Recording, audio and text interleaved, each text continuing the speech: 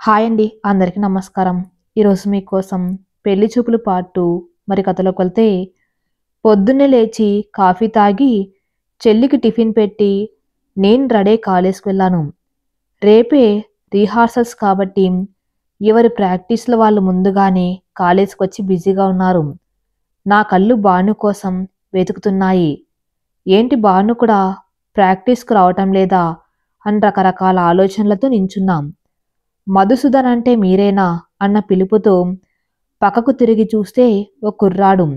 మా కాలేజ్ అబ్బాయి కాదు. ఎందుకంటే నేనెప్పుడూ ఆ అబ్బాయిని చూడలేదనుకుంటూ ఉండగా మిమ్మల్ని మా మాస్టర్ పిలుస్తున్నారు అని చెప్పారు. దూరం నుంచి ఒకతను వేరే వాళ్లకు స్టెప్స్ చెప్తూనే నన్ను గమనిస్తున్నారు. అతనే డాన్స్ మాస్టర్ అనుకుంటాం. ఈ అబ్బాయి చెప్పేది అతని గురించే అని అర్థమైంది. సరే పద అంటూ వెళ్ళాను. అతను కొంచెం సీరియస్‌గా, కొంచెం హడావిడిగా ఉన్నాడు. మీరేనంట కదా మధుసూదన్ అంటే. ఏంటి రేపు ప్రోగ్రాం పెట్టుకుని మీరస్సలు కనిపించనే లేదు. మీరసలు చేస్తున్నారనుకోవాలా? లేదనుకోవాలా మేము? ఏదైనా పొరపాటైతే మేమేం సమాధానం చెప్పుకోవాలి వాళ్ళకి? అని అతను అంటూ ఉండగా మా పేర్లు తీసుకున్న సారక్కడికి వచ్చారు. ఏంటయ్యా మధు పేరు మాత్రం ఇచ్చావు. ఇంతవరకు కనపడలేదు. మాకెంత టెన్షన్‌గా ఉంటుంది చెప్పు. ఆ అమ్మాయి పేరు భానుమతి. ఒక్కటే వచ్చి 2 రోజుల నుంచి ప్రాక్టీస్ చేస్తూ ఉంది. నువ్వు రాలేదు. ఈరోజు నువ్వు వచ్చావు. తనకి జ్వరం వచ్చిందని చెప్పారు వాళ్ళ ఫ్రెండ్సు. సరిపోయింది. ఇలా అయితే ఎలా అయ్యా? రేపు స్టేజ్ ఎక్కి బాగా చేయకపోతే వచ్చే పెద్దవాళ్ళ ముందు కాలేజ్ పరువు ఏం కావాలి చెప్పు అన్నాడు. నిజమే వాళ్ళు చెప్పేది. వాళ్ళు పడే టెన్షన్ కరెక్టే. లేదు సార్ నేను చేస్తాను. మీరేమీ వరి అవ్వకండి. నేను బాగానే చేస్తాను. నాకు మా చెల్లికి హెల్త్ బాగలేక రాలేకపోయాను. మీకు ఇన్ఫార్మ్ చేయకపోవటం నా తప్పే. నాకు టైం కుదరక చెప్పలేదు. నేను చేస్తానన్నాను. సరే మీరింక చూడండి ఆ అబ్బాయి చేస్తా అంటున్నాడు కదా అని మా సారు ఆ మాస్టర్‌తో అన్నారు. సరే ఈ అమ్మాయి మీకు పార్ట్నర్‌గా చేస్తుంది అని ఆ అమ్మాయికి తెలుసు. మీకు చెప్పి తను చేస్తుంది. మీరు వెళ్ళి ప్రాక్టీస్ మొదలుపెట్టండి. నేను వస్తాను వెళ్ళండి అన్నాడు. హమ్మయ్య! ఒక టెన్షన్ తగ్గిపోయింది అనుకుని నడిచాను. అవును ఈ భానుకి జ్వరమైతే ఎలా చేస్తుంది రేపు? అసలు తను ఎలా పర్ఫార్మ్ చేస్తుందో ఏమో అనుకుంటూ ఉండగా ఇప్పుడు పార్ట్నర్‌గా వచ్చిన అమ్మాయి మొదలు పెడదామా అని అంది. సరేనని స్టార్ట్ చేశాము.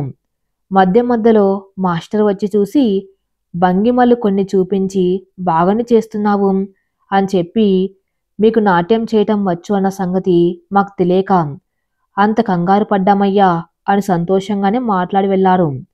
అందరూ ప్రాక్టీస్ పూర్తి చేసుకొని ఇళ్ళకు వెళ్ళిపోయారు. టైం చూస్తే రాత్రి 8 అయింది. మాస్టర్ వచ్చి రేపు పొద్దున్నే వచ్చి భానుమతి నువ్విద్దరు కలిసి ఒకసారి ప్రాక్టీస్ చేస్తే మీ ఇద్దరు కలిసి చేస్తే ఎలా ఉంటుందో ఒకసారి చూసుకుందాము. రేపు త్వరగా వచ్చేయండి.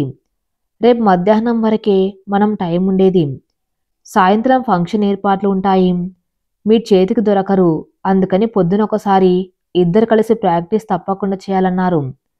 దానికి నేను సరే సార్ అలాగే తప్పకుండా వస్తాను అని చెప్పి ఇంటికి వచ్చి ఫ్రెష్ అయ్యి బజారుకి వెళ్ళి రేపటికి కావలసిన వస్తువులు కొనుక్కొని వచ్చేసరికి చాలా పొద్దుపోవటంతో అమ్మ నా కోసం ఎదురు చూస్తూ ఉంది. అమ్మ అన్నం పెడితే తిని పడుకున్నాను. పగలంతా ప్రాక్టీస్ చేయడంతో బాగా అలసటగా ఉండి నిద్ర ఇట్టే పట్టేసింది. పొద్దున్నే లేచి బయలుదేరి కాలేజ్‌కి వెళ్ళాను.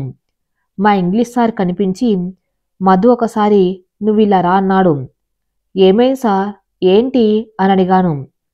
ఫంక్షన్‌లో ప్రోగ్రాం ఆర్గనైజ్ చేసేందుకు సాగర్‌కి అప్పగించాము. ఇప్పుడు తీరా ఆ అబ్బాయికి జ్వరం వచ్చి లేవలేని పరిస్థితి అట. వాళ్ళ నాన్నకి ఫోన్ చేసి చెప్పారు. ఇక ఈ పరిస్థితుల్లో నీకన్నా హుందాగా మంచి టాకింగ్ పవర్‌తో ఆర్గనైజింగ్ చేసే పిల్లలైతే ఎవరున్నా చెప్పు. నువ్వంతా లిస్టు తయారు చేసుకుని ప్రిపేర్ అవ్వాలిరా మధు. టైం తక్కువే ఉందన్నారు. సార్ అది కాదు. నన్ను భానుమతిని కలిసి నాట్యం ప్రాక్టీస్ చేయమన్నారు డాన్స్ మాస్టర్. ఇంతవరకు మేం కలిసి చెయ్యనే లేదు అన్నాను. మీ ఇద్దరు బాగానే చేస్తారు మధు. అన్నిటికన్నా మెయిన్ ఆర్గనైజింగ్ కదా, అర్థం చేసుకో. అయినా భానుమతి ప్రార్థనా గీతం పాడాలి తను. ఆ సాగర్ నిన్న ప్రాక్టీస్ చేయవలసింది. నిన్న తను రాక ఇప్పుడు ప్రాక్టీస్ చేసుకుంటుంది అన్నారు. ఏ ఏ కేటగిరీ ఎప్పుడెప్పుడు ఉంటుంది, గెస్టులు వచ్చినప్పుడు ఎలా గౌరవ మర్యాదలతో స్వాగతించాలి, ప్రార్థన గీతం దగ్గర నుండి ఫంక్షన్ ఎండింగ్ వరకు ఎవరెవరు ఎప్పుడెప్పుడు పర్ఫార్మెన్స్ ఇవ్వాలి, ఇవన్నీ తెలుసుకుని ఒక క్రమ పద్ధతిలో రాసుకునేసరికి మాకు లంచ్ టైం అయింది. తర్వాత స్టేజ్ డెకరేషన్ పూర్తయ్యేసరికి సాయంత్రం అయింది. ఇక ఒకసారి ఇంటికి వెళ్ళి ఫ్రెష్ అయి నాకు కావలసిన వస్తువులు తీసుకుని వెంటనే వచ్చి డాన్స్ మాస్టర్ని కలిశాను. ఆయనకి పరిస్థితి అంత వివరంగా చెప్పి మా పర్ఫార్మెన్స్కు 1 గంట ముందు ఎలాగైనా ఎవరికైనా అప్పగించి వస్తాను సార్ అని చెప్పి వచ్చి ప్రోగ్రాం మొదలుపెట్టే టైం అయిందని సార్ వాళ్ళు తొందర పెడుతూ ఉంటే వచ్చి నేను ఇంకా మా ఫ్రెండ్ కలిసి ముందుగానే రాసుకున్నాం అజెండా ప్రకారం ప్రారంభించాము. ప్రార్థన గీతంతో మొదలై ఫంక్షన్కు వచ్చిన అతిథులను గౌరవ మర్యాదలతో ఆహ్వానించి ఆసీనులయ్యి వేదికను అలంకరించవలసినదిగా కోరాము. ఫంక్షన్కు వచ్చి వేదికను అలంకరించిన అతిథులను వాళ్ళ అనుభవాలు, అభిప్రాయాలు మాతో పంచుకొని మాకు సలహాలను ఇవ్వవలసిందిగా వాళ్ళని ఒకరి తర్వాత ఒకరిని పేరు పేరున పిలిచి వాళ్ళ అమూల్యమైన సమయాన్ని మా కోసం కేటాయించవలసిందిగా విన్నవించుకోవడం జరిగింది. మా కాలేజ్ వారు నియమించిన చదువుకు సంబంధించిన పరీక్షల్లో, ఆటపాటల్లో, విజ్ఞాన పరీక్షల్లో మెరుగైన స్థాయిలో ఉత్తీర్ణత పొందిన మొదటి, రెండవ, మూడవ స్థాయిలో వచ్చిన విద్యార్థులకు ప్రైజులు మరియు సర్టిఫికేట్లు ఇవ్వటం జరిగింది. ఆ తర్వాత వరుసగా మేం పర్ఫార్మెన్స్ ఇచ్చేటప్పుడు ఆర్గనైజింగ్ చేసేందుకు మా కో పార్ట్నర్కి అప్పగించి నేను మేకప్ వేయించుకోవటానికి మేకప్ రూమ్కి వెళ్ళాను. మా పర్ఫార్మెన్స్కి ఇంక గంట మాత్రమే టైం ఉండటంతో మా డాన్స్ మాస్టర్ గారు కూడా మేకప్ రూమ్కి వచ్చి అలంకరించటంలో కాస్ట్యూమ్ డిజైనర్లకి హెల్ప్ చేస్తున్నారు. నన్ను అంతా అలంకరించిన తర్వాత మా మేకప్ మ్యాన్ అద్దం ఇచ్చి ఎలా ఉన్నారో ఒకసారి చూసుకోండి అని అన్నాడు. అప్పుడు నేను అద్దంలో చూసుకోగా ఎప్పుడో ఇంటర్లో ఉన్నప్పుడు ఈ క్యారెక్టర్ చేశాను. కానీ అప్పటికి నాకింకా మీసకట్టు కూడా రాకపోవటంతో ఇంత కళ నా ముఖంలో అప్పుడు కనిపించలేదు. మొలక మీసకట్టు, చందన బొట్టు, నుదుట 3వ కన్ను, ఒళ్ళంతా విభూతితో అలంకరించబడింది. పులితోలు, హుంబట్టు, నెమలి ఈకలతో కట్టినట్టు జడలు, సిగపై చిక్కుకున్న గంగ, సిగకు కుడివైపు పువ్వుల చంద్రరేఖ, మెడలో కంఠహారంగా అలంకరించబడినట్లు నగలు, కుడి చెవికి కుండలం, ఎడమ చెవికి తాటంకము, కుడి చేతిలో డమరుకం పట్టుకొని నేను ఆ పరమశివుని రూపం ధరిస్తే నా ముఖమింత తేజస్సునిస్తుందా అన్న ఆమది ఒక్కసారి నన్నే ప్రశ్నించింది. మేం నాట్యం చేయవలసిన టైం దగ్గర పడుతూ ఉండగా డాన్స్ మాస్టర్ కొన్ని భంగిమలు గుర్తు చేస్తున్నారు. మా నాట్య ప్రదర్శనకు మమ్మల్ని ఆహ్వానించారు. కైలాస శిఖరంలా స్టేజి అలంకరించబడి ఉంది. పద్మకారంగా చెక్కబడినటువంటి పీఠంపై కుడి కాలు కిందికి పెట్టి ఎడమ కాలు ఎత్తి కుడి తొడపై పెట్టినట్టుగా కూర్చుని ఒక చేతిలో డమరుకం, ఇంకొక చేత్తో అభరముద్ర ప్రకటిస్తూ కూర్చున్నాం. పార్వతిగా చేస్తున్న భాను కాలిమువ్వల సవ్వడికి కళ్ళు తిప్పి చూసా. గులాబీ రంగు చీర కట్టుకుని చిగురాకుపచ్చ రవిక ధరించి సన్నజాజులు సంపంగి పూలతో జడను అలంకరించి మెడలో హారాల్ని పెట్టుకొని నడమ వడ్డానం కట్టుకొని నుదుట సింధూరం దిద్దుకొని పద్మకారంగా చెక్కబడినటువంటి పీఠంపై వచ్చి నా పక్కన కూర్చుంది. ఆమె పూల హారాల నుంచి వచ్చే సుగంధ పరిమళాలు నన్ను తాకుతున్నట్టుగా ఉన్నాయి. పాట మొదలవగానే నీ నాటకు సిద్ధమన్నట్టు ఆమె శివుని ముందు సిగ్గుతో నించున్న పార్వతిలా కన్య మనసు కోరికలు తన కళ్ళలో కనపడుతూ ఉన్నాయి. పసిపాప పెదవిపై నవ్వులా, పించం ఇప్పుతున్నటువంటి నెమల్లా మనసులో ఊహలకు శరీరమే భాషగా తమ నాట్యం చేయడానికి తయారైంది. ఆమె అనుసరించినట్లు ఆమె అడుగులకు నా అడుగులు జత కలుపుతున్నట్టు ఇద్దరి నాట్యం కళ్ళతో స్టేజీని చేతులతో, కాళ్ళతో స్టేజ్ని, చేతులతో కాలేజీని కొలుస్తున్నట్టుగా కుడి ఎడమలకు తల తిప్పుతూ ఉంటే ఆ వేగానికి ఆమె జల్లు సమానంగా ఊగుతూ ఉంటే ఆ జల్లోంచి వచ్చే పూల పరిమళాలకు నా గుండె లయ తప్పుతుంది. ఆమె కళ్ళల్లో భావాలను కనుబొమ్మలు అనుకరిస్తున్నాయి. మదిలో ఊహలకు శరీరం పులకలు పోతుంది. అడుగు అడుగులో లయ తూగుతుంది. ఇద్దరి పెదవిపై నవ్వుకు మువ్వలు తోడవుతున్నాయి. అవి పాదాల లేక పూలతీగల అన్నట్టు ప్రేక్షకులు ఆసక్తిగా చూస్తున్నారు. ఎన్ని హోయలు, ఎన్ని భంగిమలు! నాగుపాముల నాట్యం చేస్తూ ముడుచుకున్న మొగ్గల వికసించిన పుష్పంలా ఆమె నాట్యం చూస్తూ ఉంటే నాలోని పరమశివుడు ప్రాణం పోసుకుంటున్నాడు. చేతి వేళ్ళు ఎటు వెళ్తే అటే దృష్టి. నాట్యం చేస్తూనే నా మనసులో రకరకాల ఆలోచనలు. ఒక్కసారి కూడా ఇద్దరం కలిసి చేయకుండా ఇదెలా సాధ్యం? నన్ను ఆశ్చర్యంతో ముంచెత్తి పరవశింపజేస్తూ ఉంది ఆమె నాట్యం. ఆమె ఎటు వెళ్తే అటే నా దృష్టి, దృష్టి వెంట నాట్యం. అటే నా హృదయం పరిగెడుతూ ఉన్నాయి. ఈసారి నేను తాండవం చేస్తున్నా. చెప్పకుండానే కళ్ళల్లో భావాలను కళ్ళతో చదువుతూ ఉన్నట్టుగానే నన్ను అనుసరిస్తూ ఉంటాను. లాస్యం, గాంభీర్యం, శృంగారం ఇలా ఒక్కోసారి ఒక్కో అభినయం. అడుగు అడుగుకో రసావిష్కారం. కైలాస శిఖరం లాంటి స్టేజి ఊగిపోతుంది. అంతిమ అభినయ నమస్కారాలతో ఆగిపోయాము. మేం నాట్యం చేయటం ఆగిన వెంటనే అప్పుడే అయిపోయిందా అన్న బాధ ప్రేక్షకుల ముఖాల్లో కొట్టి తెచ్చినట్లు కనపడుతుంది. వెంటనే తేరుకొని ఎంత అద్భుతంగా చేశారు, ఇద్దరు ఎంత బాగున్నారు, భంగిమలు అంటూ అందరి గొంతుల్లో నుంచి ఒకటే పొగడ్తలు. భాను నా వైపు మురుపంగా చూసింది. తన కళ్ళల్లో సంతృప్తి, ముఖంలో పసిపాప నవ్వులాంటి కాంతి కనపడుతున్నాయి నాకు. నాకన్నా నువ్వు బాగా చేశావు అని అనాలని పెదవి విప్పబోయేంతలో ఒక్కసారిగా వచ్చి చుట్టుముట్టేసి లాక్కెళ్లారు భానుని వాళ్ళ ఫ్రెండ్స్. తను వాళ్ళ మధ్యలో నుండి అలా స్టేజ్ దిగి వెళ్తూ ఉంటే తన మనసు కలవరపడుతుందనిపించి నా మనసు ఉలిక్కి పడింది. ఈలోగా మా ఫ్రెండ్స్, మా సార్లు కూడా కొంతమంది నా చుట్టుముగారు.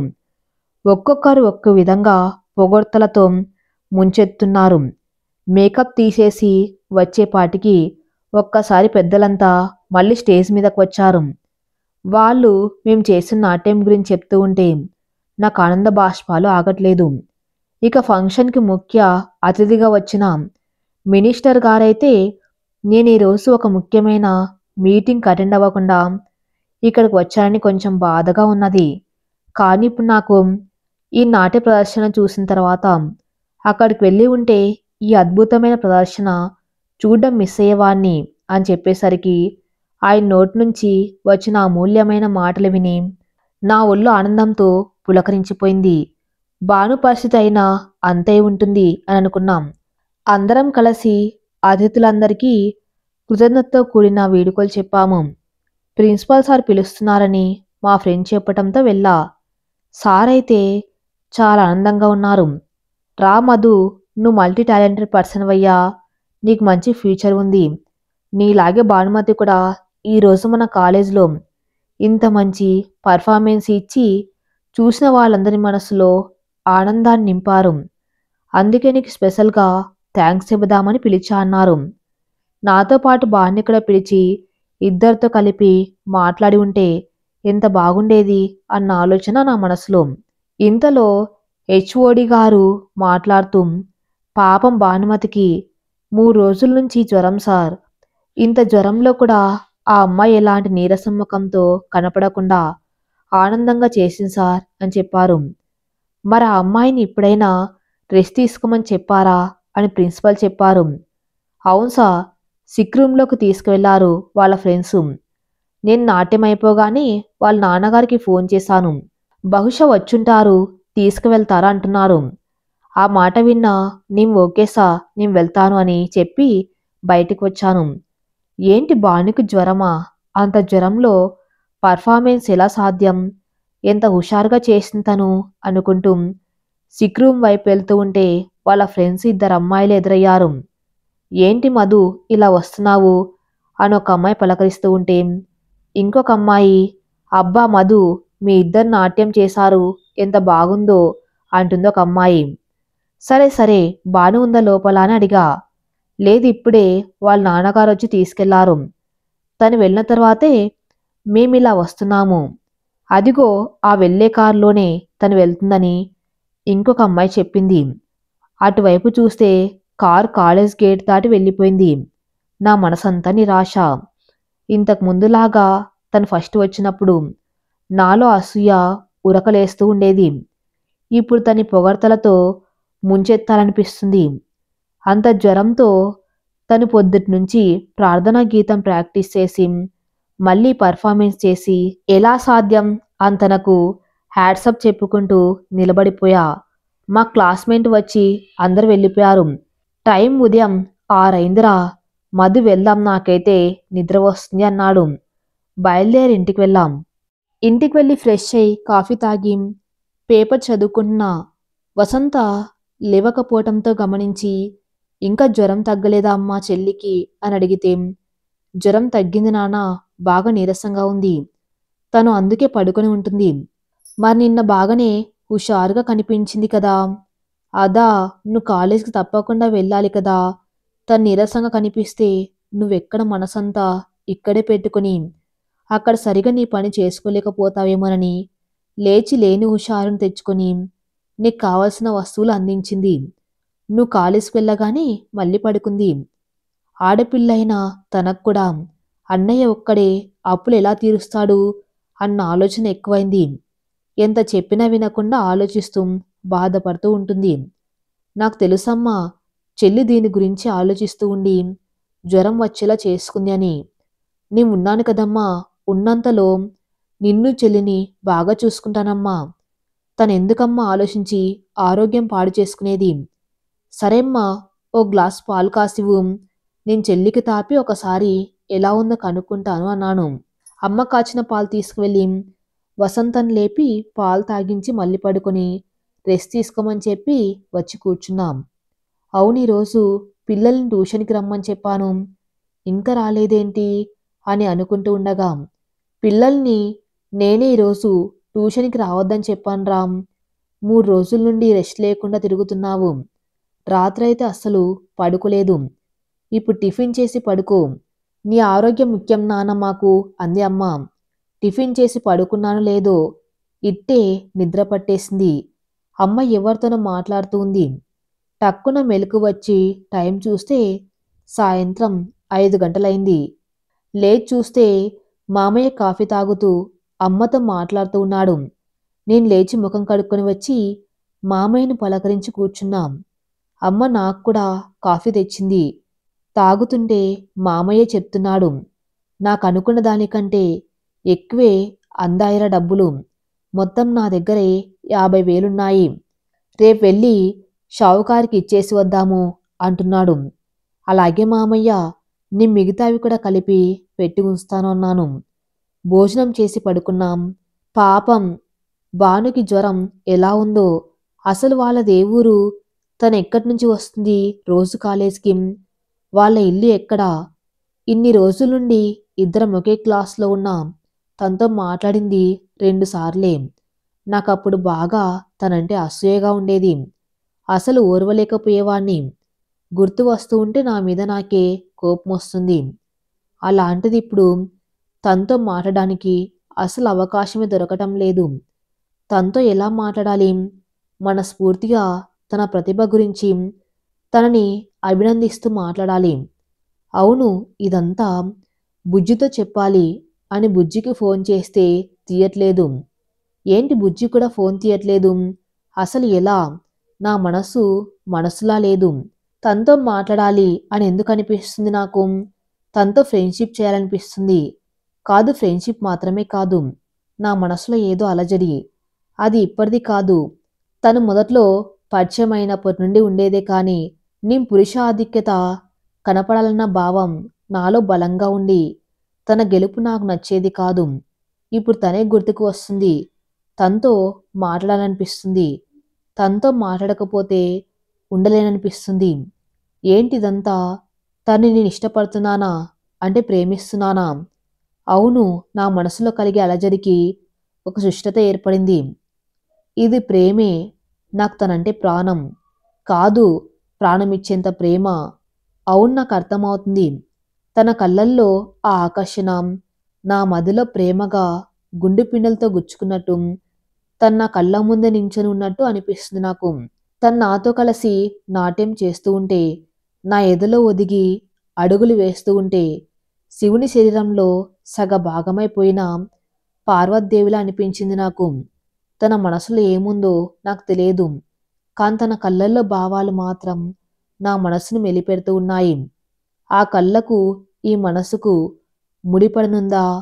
ఎలా చెప్పాలి తనకి నేను తనని ప్రేమిస్తున్నానని? అందుకు ఒక నిర్ణయానికి వచ్చాం. ఇదంతా ఒక లెటర్ రాసి తను ఎప్పుడు కాలేజీకి వస్తే అప్పుడు ఇస్తాం. తన ఆరోగ్యం త్వరగా నయమై త్వరగా కాలేజీకి రావాలని దేవుని ప్రార్థిస్తూ లెటర్ రాయటం మొదలుపెట్టాం. ఇలా ప్రియమైన, ఆహా ఇలా వద్దు, డియర్ కాదు, ఇలా కూడా కాదు, మహారాజా శ్రీ భాను, ఇవన్నీ కాదు, ఇదిగో ఇలా. నేస్తమా, నా ఈ లేఖ చూసి నన్ను అపార్థం చేసుకోక, అర్థం చేసుకుని లేఖ చివరి వరకు చదవలసిందిగా నా విన్నపము. నీ మొదట్లో నిన్ను చూసినప్పుడు నీ ప్రతిభను మెచ్చుకోవాలని నా మనసు కనిపించిన నాలోని అహం అడ్డుగా నిలిచేది. నేనెక్కడ తగ్గిపోతానో అన్న నా అల్పబుద్ధి నాహానికి ఆజ్యం పోస్తూ అసూయ ద్వేషాలు నాలో మెదిలేవి. నీ నయనాల నుండి నన్ను ఆకర్షించినట్లు అనిపించే చూపులను సైతం లెక్క చేయక నీ గర్వంగా తిరుగుతూ ఉంటే బహుశా ఈ కళ్ళల్లోంచి వచ్చిన కాంతి వలయాల్లో కొట్టుకొని పోయినవి నా అర్థం లేని అహంభావాలు అని పశ్చాత్తాపంతో చెప్పినా ఆశ్చర్యపడిన అవసరం లేదు. సాంప్రదాయపు దుస్తులతో నువ్వు నడిచి వస్తూ ఉంటే నిన్ను చూసి నాకు దివి నుంచి భూమికి దిగి వచ్చిన దేవకన్యలాగా నా మనసు కనిపించిన. నాలో అర్థం లేని ఉక్రోషం నా మదిలో కలిగిన ఆనందాన్ని కట్టిపడేసేది. అందుకేనేమో నేను నీ నేస్తంగా కూడా సరిపోనేమో నన్ను సంకోచిస్తూ నేస్తమా అని పిలవకుండా ఉండలేకున్న నేస్తమా. నువ్వు అడుగులో అడుగులేసుకుంటూ తల వంచుకొని నడిచి వస్తూ ఉంటే నడకే రాని నువ్వు నాట్యమేలా చేస్తావని నీ గురించి పొరపాటుగా అనుకున్న నాకు నీ నర నరాల్లో నాట్యం తాండవం చేస్తుందని చెప్పకనే చూపించి నా కళ్ళ కమ్మిన పొరలు తొలగించి నాలో పొగ మంచులా ఆవహించి ఉన్న అసూయ ద్వేషాలు తొలగిపోయి నీ మీద అభిమానం కలిగిన వేళ నువ్వు నాట్యం చేస్తూ ఉంటే పులకించే నా మది. నా ఆలోచనలకు నీ ఆత్మవిశ్వాసం అద్దం పట్టి నీ ప్రతిబింబం చూపిస్తూ ఉంటే నేనెంత అజ్ఞానినో నాకర్థమై నేను అర్థం చేసుకున్న వేళ నాకు జతగా నువ్వు నాట్యం చేస్తూ ఉంటే నీ అడుగులు చూసి నా అడుగుల లయ కలుపుతూ ఉంటే ఇది ఏనాటి బంధమోనని నా మది నన్ను ప్రశ్నించిన వేళ పసి పాపెదవిపై నవ్వులా పించం విప్పుతున్న నెమల్లా నువ్వు నాట్యం చేస్తూ ఉంటే నీ కాలి మువ్వలా సవ్వడి నా గుండెను తాకి నా నాట్యం నా ప్రమేయం లేకుండానే రెట్టింపైన వేళ నీ కళ్ళల్లో భావాలను కనుబొమ్మలు అనుసరిస్తూ నా భావాలకు శుష్కత వస్తూ ఉంటే నా ఆత్మవిశ్వాసముకు ఆసర దొరుకుతుందని నా ఆనందాలకు చిరునామాగా మారుతుందని నాకు అనిపించిన వేళ పూల తీగలాంటి నీ నడుము ఒక్కో అభినయానికి ఒక్కో విధంగా నాగు పాములాగా నీ జడలు అటు ఇటు ఊగుతూ ఉంటే నా ఆశలకు స్వేచ్ఛత కనిపిస్తున్నట్టుగా నా బాధలకు ఓదార్పు కలుగుతున్నట్టుగా నాకు అనిపించిన వేళ అది మొదలు నా అభిప్రాయాలకు ప్రాణం పోసి నీ ముంగిట నిలుద్దామన్నప్పటి నుండి గమ్యం తెలియని నావల ఏమని వర్ణించను, ఎలా వివరించను నా బాధను. నీ హోయలే నా గుండెలో వెలిగే దీపాలుగా, నీ ఊహలే నా ఎదలోతుల్లో పూచే పువ్వులుగా నేన్ని మైత్రికి దాసోహమై నువ్వు అనుమతిస్తే నిన్ను ప్రియతమా అని మనసారా పిలవాలని నా గుండెల నిండా నింపుకున్న ప్రేమని అక్షరాలను పారిజాత పుష్పాలుగా మార్చి నీ ముందు నిలుపుతున్నా. ఇట్లు నువ్వు అనుమతిస్తే నీ ప్రేమ దాసిని కావాలనుకునే మధుసూదన్ రావు. ఎలా రాయాలనుకున్న లెటర్ ఎలా రాసేలా చేసింది నా మనసు. నా మనసులో నాకే తెలియని ప్రేమ ఇంత ఉందా? అందుకేనా నాలో ఈ కలవరం? తనతో మాట్లాడడానికి అవకాశం దొరకలేదంటే నా మనసు పన్న బాధ అంతా ఇంత కాదు. నేను లెటర్ రాస్తూ ఉంటే తన ముందు మోకరిల్లి కూర్చుని తనతో విన్నవించుకున్నట్టే ఉంది నాకు. ప్రేమంటే ఇంత మైకమా? నేను తన్ని ప్రేమిస్తున్నానన్న సంగతి కలం చేతబట్టే వరకు నాకే తెలియదు. నా కలం నన్ను మైమరిపింపజేసిందా? ఇలా ఎన్ని ఆలోచనలు కొత్త లోకంలో పయనిస్తున్నట్టు ఉంది నాకు. నేస్తమా అని రాయటానికి అర్హత లేదనుకున్న నేను ప్రియతమా అని పిలవడమా? రాసిన ఉత్తరాన్ని మడిచి సొరగుల్లో పెట్టి టైం చూస్తే 3 గంటలైంది. అసలు టైమే తెలియలేదు. ముందు రోజు నిద్ర లేకపోయినా ఆ లేఖ రాస్తున్నంతసేపు అసలు కంటి రెప్ప వాల్నేన లేదు. బహుశా కంటికి మనసుకి ఉన్న సంబంధం ఇదేనేమో. పొద్దున ఎలాగైనా తాను కాలేజీకి రాకపోయినా వాళ్ళ ఇల్లు ఎక్కడో తెలుసుకునైనా సరే ఈ నా హృదయం లాంటి ఉత్తరాన్ని అందజేయాలి. తన ప్రత్యుత్తరం ఎలా ఉంటుందో త్వరగా తెలుసుకోవాలి. అసలు నా బాధను పంచుకోవటానికి దేవతలాగా ఫోన్ చేస్తుంది బుజ్జి. ఇప్పుడు నేను ఇంత సంతోషాన్ని తనతో పంచుకుందామనుకుంటే ఫోన్ తీయలేదేంటి? ఏమైంది బుజ్జికి? పొద్దున్నే ఆ విషయం కూడా తెలుసుకోవాలి. చాలా టైం అయింది. ఇంకా కాసేపు ఆగితే తెల్లవారిపోతుంది. కొంచెం సేపైనా పడుకోవాలి అని లైట్ ఆఫ్ పడుకున్నా. రాత్రి బాగా లేట్ అవటంతో పొద్దున్న త్వరగా మెలకువ రాలేదు. నిద్ర లేచి టైం చూసుకుంటే 9 గంటలైంది. లేవగానే అమ్మ ఒక కవర్ ఇచ్చి దీన్ని ఎవరో నీకు ఇవ్వమన్నారని ఒక అతను తెచ్చి ఇచ్చారా అంటూ ఒక కవర్ ఇచ్చింది. ఏంటది ఎవరిచ్చారు అని ఓపెన్ చేసి చూస్తే లోపల పేపర్లో మడిచి పొట్లం కట్టి ఒక రబ్బరు బ్యాండ్ కూడా వేసి ఉంది. లోపల డబ్బులు ఉన్నాయి. వెంటనే బుజ్జి గుర్తుకు వచ్చింది. అమ్మా, ఎవరిచ్చారమ్మా ఈ కవరు? అసలు ఎవరిచ్చారు? ఇక్కడికి ఒక అమ్మాయి వచ్చిందా అంటూ ఆత్రంగా అడిగాను. లేదురా, ఒక అబ్బాయి వచ్చాడు. మధుసూదన్ రావు గారికి ఈ కవర్ ఇవ్వాలి. ఉన్నారా అని అడిగాడు. ఉన్నాడు, ఇంకా లేవలేదు, పడుకున్నాడు. లేపుతానంటే అబ్బే పర్వాలేదమ్మా, లేచిన తర్వాత ఈ కవర్ ఇవ్వండి చాలు అని చెప్పి వెళ్ళిపోయాడు అంది. ఆ కవర్లో ఏమున్నాయిరా? ఎవరు పంపారంటావు? అయ్యో, నన్ను లేపవలసింది. ఈ కవర్లో డబ్బులున్నాయి. నా కాలేజీలో ఫీజులు కడుతూ ఉందే నా అభిమాని అని మా ఇంగ్లీష్ సార్ చెప్పారు. ఆ అమ్మాయి పంపింది 50,000 అన్నాను. ఆ అమ్మాయి ఎవరో కానీ మనం చాలా రుణపడి ఉన్నాము. ఆ అమ్మాయికి కనిపిస్తే ఒకసారి మన ఇంటికి తీసుకురాం. ఒకసారి మనస్ఫూర్తిగా ఆ అమ్మాయి చేతులు పట్టుకొని కృతజ్ఞతలు చెప్పుకోవాలి. అవునన్నయ్యా, ఆవిడెవరో కానీ మన పాలిట దైవంలా ఉంది. ఎంత సహాయం చేస్తుంది మనకంటూ మా చెల్లి కూడా పొగడసాగింది. అవునమ్మా, తనెవరో కనుక్కోవటం పెద్ద కష్టమేమీ కాదు. కాకపోతే తనెవరో తెలియకుండా ఎందుకు చేస్తుందో అర్థం కావటం లేదు. తను మంచి అమ్మాయి, అల్లరి పిల్ల అని మాత్రం అర్థమవుతుంది. కూర్చోరా, కాఫీ తెచ్చి ఇస్తాను అని అమ్మ అంటూ ఉంటే నువ్వు ఉండమ్మా, మన ముగ్గురికి కాఫీ నేను కలుపుతాను అని మా చెల్లి అందుకుంది. 3 కాదు కొడలా, 4 కప్పులు కలుపు, మీ మామయ్య కూడా వచ్చాడు అంటూ మామయ్య వచ్చి కూర్చున్నాడు. చెల్లి తెచ్చిన కాఫీ తాగుతూ అందరం కూర్చున్నాము. ఏం వసంత, ఇప్పుడు బాగుందా నీకు? బాగా హుషారుగా కనిపిస్తున్నావు. ఈ మధ్య తెగులు తగిలిన కోడిపిల్ల మాదిరిగా ఉన్నావు అన్నాడు. ఆ బాగుంది మామయ్య అని చెల్లి చెప్పింది. వసంత ఇంట్లో తినకుండా పడుకుని ఉంటే ఇల్లంతా బోసిపోయినట్టు ఉన్నది మామయ్య ఈ 4 రోజులు అన్నాను నేను. అవునన్నయ్యా, వసంత నీరసంగా పడుకుని ఉంటే నాకు మతిపోయినట్లు ఉండేది. ఇప్పటి బాగుంది పిల్లకి చాలు అంది అమ్మ. 50,000 మొత్తం కలిపితే 1,50,000 అవుతాయి. ఇద్దామనుకున్న దానికంటే 50,000 ఎక్కువే ఉన్నాయన్నాను. ఇద్దరం షావుకారింటికి వెళ్ళాము. అతను చెప్పిన దానికంటే ఎక్కువ ఇస్తున్నందుకు సంతోషంగా తీసుకున్నాడు. తిరిగి ఇంటికి వస్తూ ఉండగా మా క్లాస్మేట్ ఒకడు ఫోన్ చేశాడు. మధు, నీకు ఈ సంగతి తెలుసా అంటున్నాడు కంగారుగా. ఏంటంటే, మన ఇంగ్లీష్ సార్ వాళ్ళ భార్య చనిపోయిందంట అన్నాడు. అయ్యో, మొన్నే కదా మేడంకి బాగోలేదని సార్ హాస్పిటల్లో ట్రీట్మెంట్ చేయిస్తున్నారు. ఇంతలోనే చనిపోయిందా? పాపం ఇంగ్లీష్ సార్, ఎంత కష్టం వచ్చింది. చాలా మంచివారాయన. నేను కూడా వస్తాను, పదర పోదాము అని మామయ్య అనడంతో ఇద్దరం కలిసి సార్ వాళ్ళ ఇంటికి వెళ్ళాము. అప్పటికే మా కాలేజీలో చాలామంది సార్లు, మేడమ్స్, స్టూడెంట్స్, బంధువులు అందరూ వాళ్ళ ఇంటి ముందు నిండిపోయి ఉన్నారు.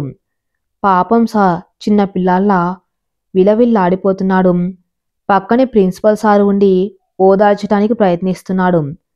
పాపం సార్కి 2 చిన్నపిల్లలు. వాళ్ళని చూస్తూ ఉంటే దేవుడు సార్ వాళ్ళ ఫ్యామిలీకి ఎంత అన్యాయం చేశాడు అని అక్కడికి వచ్చిన ప్రతి ఒక్కరూ బాధపడుతున్నారు. నేను కూడా వెళ్ళి మేడం బాడీని చూసి ఏడుపు ఆపుకోలేకపోయాను. మొన్నే కదా మధు డాక్టర్లు తగ్గిపోద్ది అని చెప్పారు. మాయేదారి జ్వరం వచ్చి మీ మేడంని తీసుకుపోయింది అంటూ ఏడుస్తున్నారు. నేను బాగానే ఉంది కదా అని మొన్న కాలేజ్ కూడా తను వెళ్ళమంటేనే వచ్చాను మధు. ఇప్పుడు నన్ను వదిలి మా పిల్లల్ని నన్ను దిక్కులేని వాళ్ళని చేసి వెళ్ళిపోయిందయ్యా మీ మేడం అంటూ సార్ చిన్న పిల్లల్లా ఏడుస్తూ ఉంటే కడుపు తరుక్కపోతుంది. గుండెలు బరువెక్కిపోతున్నాయి బాధతో. బంధువులంతా కలిసి అంతిమ సంస్కారాలు పూర్తి చేశారు. మామయ్యను వాళ్ళ ఇంట్లో వదిలి ఇంటికి వచ్చి స్నానం చేసి అమ్మకు చెల్లికి విషయం చెప్పి చాలాసేపు సారు మంచితనం గురించి మాట్లాడుకొని అన్నం తినాలని అనిపించకపోయినా అమ్మ బలవంతం మీద కొంచెం తిని పడుకున్నాం. అవును, బుజ్జికి ఇంగ్లీష్ సార్ వాళ్ళు తెలుసు కదా, తను వాళ్ళకి బంధువులా లేక తెలిసిన వాళ్ళ? ఈరోజు తను కూడా అక్కడికి వచ్చి ఉంటుందా? వస్తే వాళ్ళలో ఎవరు అని ఆలోచిస్తూ ఎందుకు ఒకసారి ఫోన్ చేసి కనుక్కుంటే సరిపోతుందిగా అని ఫోన్ చేస్తే ఆ ఫోన్ స్విచ్ ఆఫ్ అని వస్తుంది. ఈ బుజ్జి ఫోన్కి ఏమైంది అని నిరుత్సాహంతో ఆలోచిస్తూ నిద్రలోకి జారుకున్నాం. పొద్దున్న లేచి తయారై కాలేజ్కి వెళ్ళా. ఎవరి నోటి వెంట బట్టిన ఇంగ్లీష్ సార్ గురించే. అక్కడికి రాని వాళ్ళు వచ్చిన వాళ్ళను అడిగి తెలుసుకున్నారు. నేను వెళ్ళగానే నన్ను కొంతమంది చుట్టుముట్టారు. ఎందుకంటే ఇంగ్లీష్ సార్ నాతో బాగా క్లోజ్గా ఉంటారని అందరికీ తెలుసు కాబట్టి అన్ని విషయాలు నాకు తెలుసుంటాయని. నా కళ్ళు మాత్రం భానుని వెతుకుతూ ఉన్నాయి. ఇంకా భానుకి జ్వరం తగ్గలేదా? నా మనసు తన రాక కోసం పరితపిస్తూ ఉంది. ఆ రోజు క్లాసులు కూడా అంతంత మాత్రంగానే జరిగాయి. నాకు మాత్రం భాను ఎందుకు ఇంకా రావటం లేదు అన్న ఆలోచనలతో మతిపోతుంది.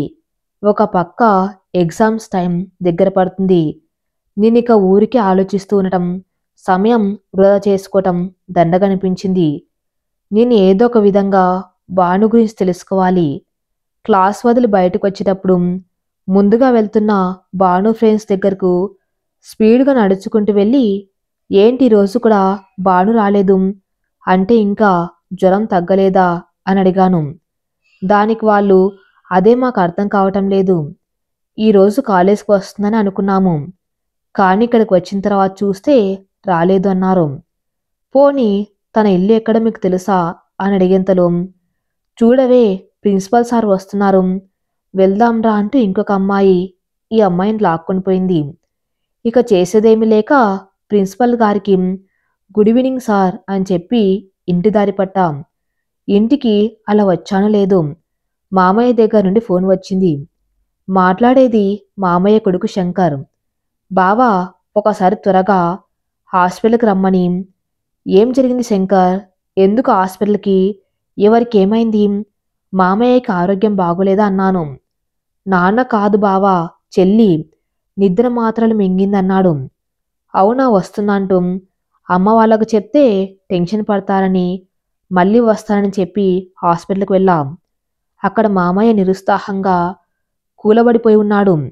అత్తయ్య బోర్న విలిపిస్తుంది.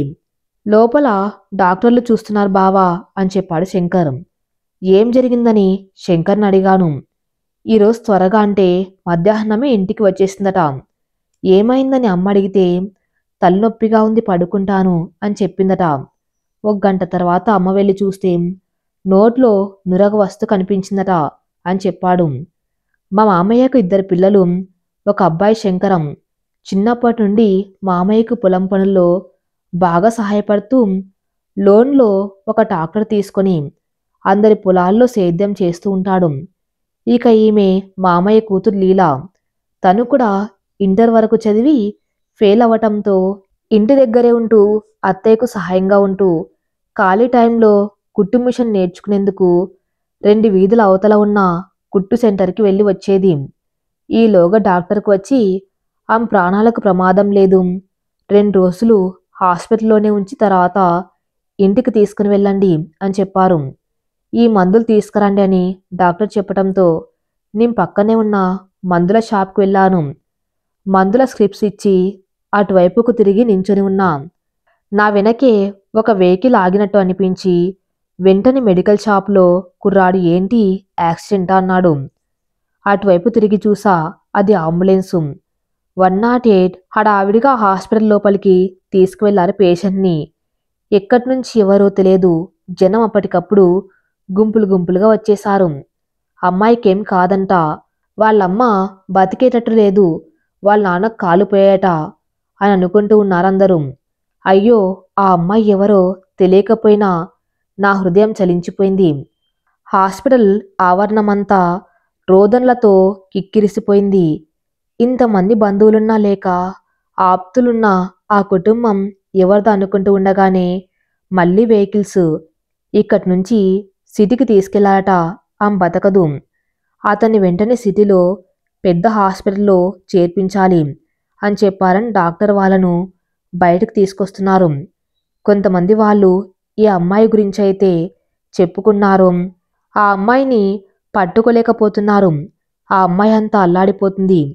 శోక సముద్రంలో ఉన్న ఆ అమ్మాయి ఎవరో పాపం చూద్దామని కొంచెం జనాల నుండి వెళ్ళి చూసాం. గుండెలు విసిపోయేలా, దిక్కులన్నీ పిక్కటిల్లేలా అర్తనాదం పెడుతూ రోదిస్తుంది. ఎవరో నా కంటబడింది. నిస్సహాయంగా, అచేతనంగా, దీనంగా నించుండిపోయా ఆ అమ్మాయిని చూసి. దూరంలో అంబులెన్స్లో నుండి చంటి పాపలా చేతులు చాచి రోదిస్తుంది. అది చూసి నా శరీరం కొయ్యలా ముద్దబారిపోయింది. మోకరిల్లి కూర్చుండిపోయా. అచేతున్నై ఆమె కళ్ళల్లో నీళ్లు ప్రవాహంలో కారిపోతున్నాం.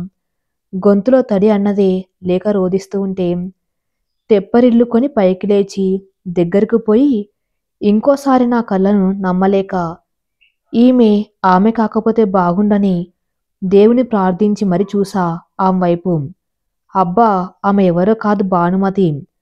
నేను ప్రియతమా అని పిలవాలనుకున్న నా ప్రాణం. ఎంత కష్టం వచ్చింది తనకి.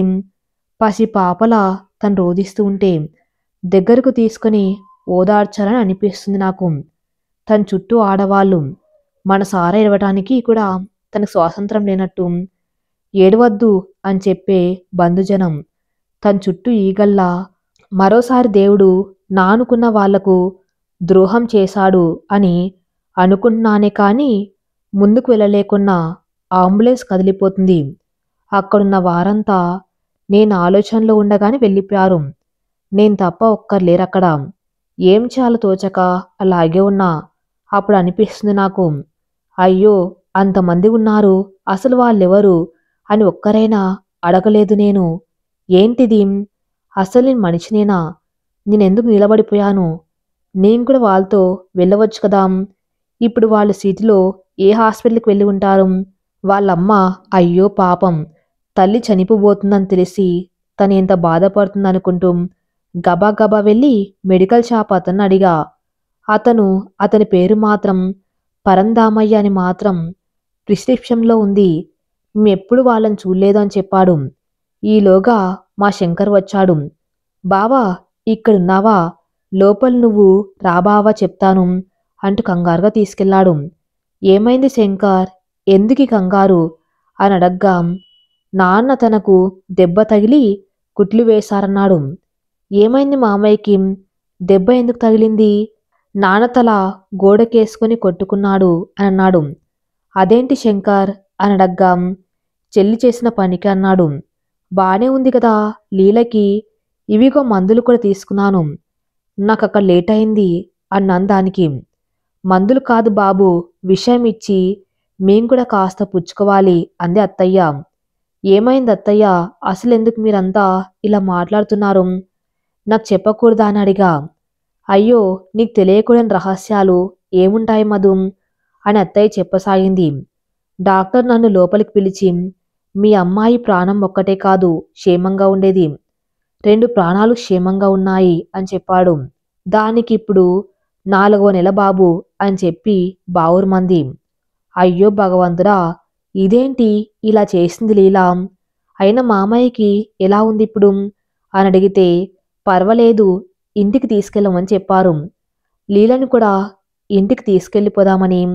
బావ ఇక్కడ గొడవలు పెట్టుకుంటూ 2 రోజులు ఎందుకు, బానే ఉంది కదా తనకిప్పుడు అన్నాడు శంకర్. వద్దులే శంకర్, లీలను కొద్ది రోజులు మా ఇంటికి తీసుకువెళ్తా. అక్కడ అమ్మ వసంత ఉన్నారు కదా, లీలను బాగా చూసుకుంటారు. వసంతని లీలతో మాట్లాడిచ్చి తను ప్రేమించింది ఎవరో కనుక్కొని మనమెళ్ళి మాట్లాడి పెళ్లి జరిపిద్దాం.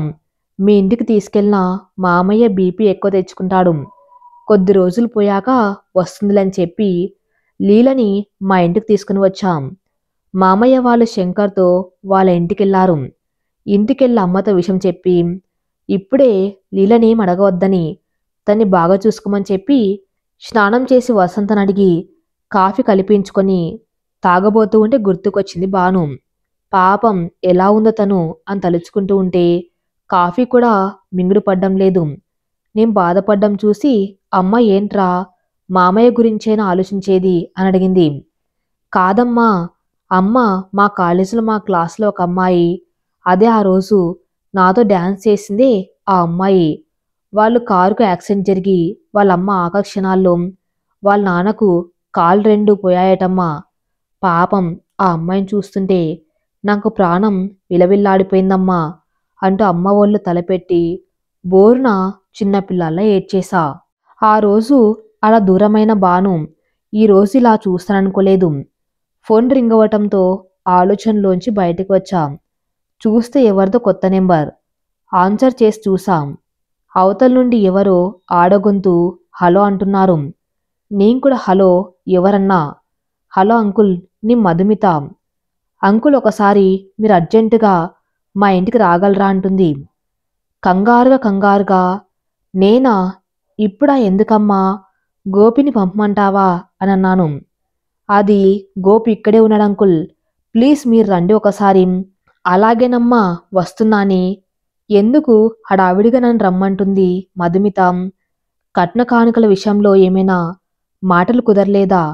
మా చెల్లి బావ అసలు కట్నానికి ఆశపడరే అనుకుంటూ బయలుదేరుతూ ఉంటే నా కూతురు బాను వచ్చింది. ఏంటమ్మా, వచ్చేసారా మీరు కూడా అని అడిగా. అవును నాన్న, నువ్వేంటి ఇంత హడావిడిగా బయలుదేరుతున్నావు? ఎక్కడికి అని అడిగింది. ఎక్కడికి లేదమ్మా, ఇప్పుడే వస్తాను అని చెప్పి వెళ్ళా. నేను వెళ్ళేసరికి బాను వాళ్ళ ఇంటి నుండి డాక్టర్ బయటికి వస్తూ కనిపించాడు. ఆయనతో మా అల్లుడు గోపి ఉన్నాడు. డాక్టర్ వెళ్ళాక ఏమైందిరా, ఎవరికి బాగలేదు అని అడిగా. ఆంటీకి కళ్ళు తిరిగి పడిపోయింది మామయ్య అని చెప్తున్నాడు. ఈలోగా మధు వచ్చింది. అంకుల్, ఒకసారి ఈ చదవరాంది. ఏంటమ్మా ఇది అన్నాను. ప్లీజ్ చదవండి అంకుల్, మీకే అర్థమవుతుంది. ఆ పుస్తకం ఒక డైరీలా ఉంది. సరేనని చేతికి తీసుకున్నాం. మొదటి పేజీ తీసి చూసాం. పెన్సిల్తో గీసి ఉంది ఒక బొమ్మ. ఆ బొమ్మ ఎవరిదో కాదు, నా కాలేజ్ రోజుల్లో నేనేలా ఉన్నానో అచ్చం అలానే గీసి ఉంది. మధు గోపిని తీసుకుని లోపలికి వెళ్తుంది. నేను అక్కడున్న కుర్చీలో కూర్చున్నాం. 2వ పేజీ తిప్పి చూసాం. డైరీ కాదిది, నా హృదయం అని మొదలుపెట్టి ఉంది. నా పేరు భానుమతి. నేను కాలేజీలో చేరిన మొదటి రోజే ఒక వ్యక్తిని చూశాను. అతని పేరు కూడా తెలియదు నాకు. ఎప్పుడు ఎవరి గురించి ఇంతలా ఆలోచించను నేను. ఆ రోజు రాత్రంతా అతని రూపమే కండ్ల ముందు కదలాన్నట్టు ఉంది. రెండవ రోజు కాలేజ్కి అందరికంటే ముందుగానే వెళ్ళా. అందరూ వస్తున్నారు కానీ అతను రాలేదు. క్లాసులు చెప్పే సారొచ్చినట్లు బెల్ మోగిన మరు నిమిషంలో హీరోలు అడుగుపెట్టాడు. ఆ మరుక్షణమే క్లాసుకు సారు వచ్చారు. అందరూ క్లాసులు వింటూ ఉంటే నేను మాత్రం అతన్ని చూసేదాన్ని. అతను తల పక్కకు తిప్పుకున్నప్పుడల్లా చటుక్కున నేను కూడా పక్కకు తిరిగేదాన్ని. నేను మా అమ్మ నాన్నలకు ఒక్కటే కూతురు కావటం చేత నేను అడగంది కూడా అవసరం వస్తుందేమో అని ముందుగానే తెచ్చి పెడుతూ ఉండేది మా అమ్మ. మా నాన్న లక్షాధికారి అన్న పేరే కానీ ఎప్పుడు ఇంటి పట్టున ఉండడు. నాకన్నీ అమ్మే. అమ్మకు నేనే ప్రపంచం. మేము హైదరాబాద్లో ఉండేవాళ్ళం. నాన్న ఎప్పుడు కాంట్రాక్ట్ పనులంటూ వారానికి ఒకసారి వచ్చేవాడు. మాకు పట్నంలో బతకటం కొంచెం ఇబ్బందిగా అనిపించింది. అమ్మకు చిన్నప్పుడు ఊరు గుర్తుకొచ్చింది. కొద్ది రోజులంటే నా డిగ్రీ అయ్యే వరకు ఇక్కడే ఉండాలని నిర్ణయించారు అమ్మ నాన్నలు. నాన్న అప్పుడప్పుడు వచ్చిపోతూ ఉండేవాడు. అమ్మ వాళ్ళ ఇంట్లో పనిచేసే అతని కొడుకు నేను చేరిన కాలేజీలో ఇంగ్లీష్ లెక్చరర్గా చెబుతున్నారు. ఆయన మా కాలేజ్ మంచిదని చెప్పటం వల్లనే నన్ను ఆ కాలేజీలో జాయిన్ చేశారు. అమ్మకు అత్తమామ లేరు. ఇంటి పక్కలోనే ఆడపడుచు. ఆమెకు పేరుకు పెళ్లి జరిగిందనే కానీ ఎప్పుడు కొడుకును వెంటబెట్టుకొని మా ఇంట్లోనే ఉండేది. ఆ కొడుకు బలాదూరుగా తిరగటం తప్ప ఒక పనిలో కూడా బాధ్యతగా ఉండడు. అమ్మ నేను తల్లి కూతులమనే కానీ అమ్మకు మనసులో బాధ చెప్పుకోవడానికి నేను ఒక మంచి ఫ్రెండ్ని.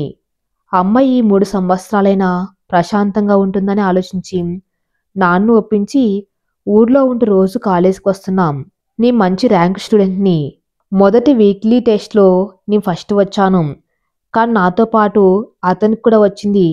అతని ముఖం చూడాలి. నేను తప్ప ఎవరు ఫస్ట్ రాకుండా నేను శ్రమ పడుతూ ఉంటే నువ్వేంటి నాకు పోటీ వస్తావు అన్నట్టు ఉక్రోషం ఉట్టి పడుతూ ఉంది అబ్బాయి గారి ప్రవర్తనలో.